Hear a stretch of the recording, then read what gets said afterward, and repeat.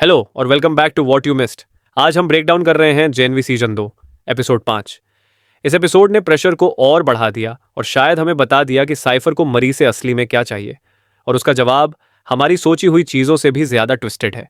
सबसे बड़ा थियरी यह है कि डीन साइफर असली बॉस नहीं है, उसे कंट्रोल कर रहा है बर्न्ड मैन जो आयरन लंग में है, और वही असली साइफर है, यानी एक सीक्रेट कोड जिसे अर्थ का सबसे पावरफुल टेलीपैथ चला रहा है। कंट्रोल का यह थीम शुरुआत में ही दिख जाता है जब सिस्टर सेज एंट्री करती है। साइफर मोजार्ट का एक सोनाटा सुन रहा होता है। ये वो पीस है जहां दो इंस्ट्रूमेंट्स एक दूसरे को ऑल्टरनेट करके सपोर्ट करते हैं।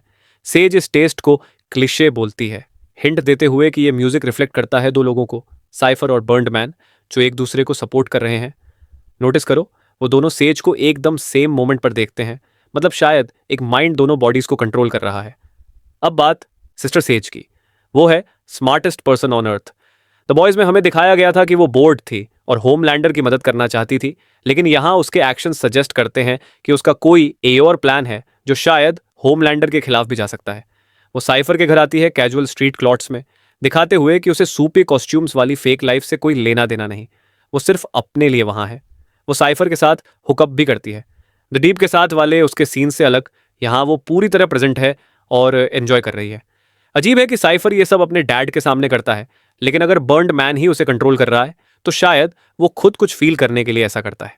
यही रीजन है कि वो सेज से खुद को स्लैप करवाता है या फ्लावर को सूंघता है। इस एपिसोड का सेंट्रल थीम है कंट्रोल, चाहे माइंड का, सिस्टम का या खुद का। लॉकर रूम में जॉर्डन डिस्क्राइब करता है कि माइंड कंट्रोल्ड होना कैसा लगता है, जैसे कार की बैक सीट में लॉक्ड हो जाना। साइफर आते ही जॉर्डन तुरंत अपने टैंकी मेल फॉर्म में शिफ्ट हो जाता है, डिफेंस के लिए, जैसे टर्टल अपने शेल में छुप जाता है।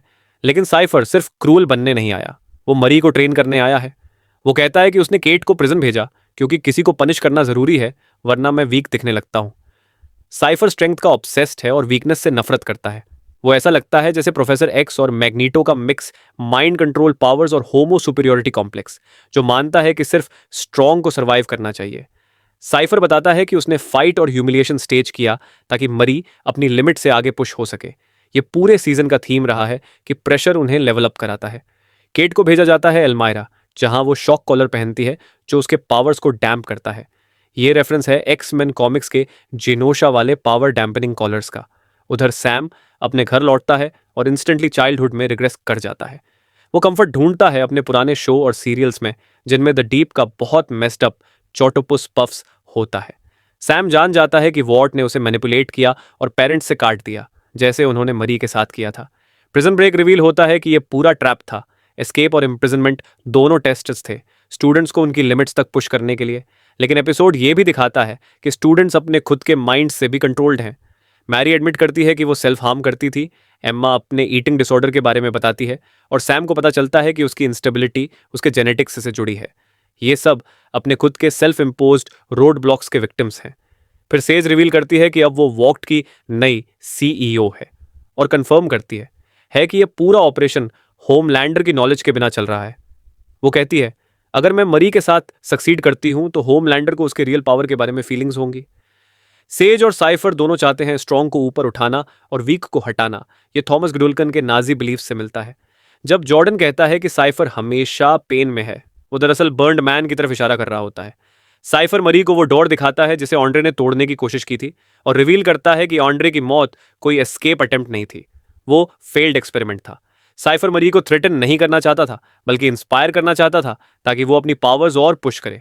और फिर आता है बिगेस्ट रिवील। उन्होंने मरी की सिस्टर एनाबेथ को एस्केप में इंटेंशनली यूज किया। एनाबेथ हॉस्टेज बनने नहीं आई थी, उसका असली पर्पस था मरना, ताकि मरी अपनी फुल हिडन पावर का इस्तेमाल करे और उसे हील कर सके। मरी सिर्फ एक स्ट्रॉन्ग सूपी नहीं है, वो चोजन वन है जो बेसिकली डेड को भी वापस ला सकती है। यही रीजन है कि साइफर और सेज को उससे क्या चाहिए, इमॉर्टेलिटी। मरी बर्न्ड मैन का पेन और इंजरीज हील कर सकती है, जो शायद खुद गुडुल्कन है। और अगर गुडुल्कन, सेज और साइफर इमॉर्टल हो जाते हैं तो वो होमलैंडर के बूढ़े होने का वेट करेंगे। उसके बाद ये दुनिया को हजारों सालों तक गॉड्स की तरह रूल करेंगे। और यही असली मिशन था गुडुल्कन यूनिवर्सिटी का, गॉड यू। तो आपको कैसा लगा ये शॉकिंग रिवील? अपनी थियरीज कमेंट्स में जरूर बताओ। और हाँ, लाइक और सब्सक्राइब करना मत भूलना व्हाट यू मिस्ड के लिए और ब्रेकडाउन्स देखने।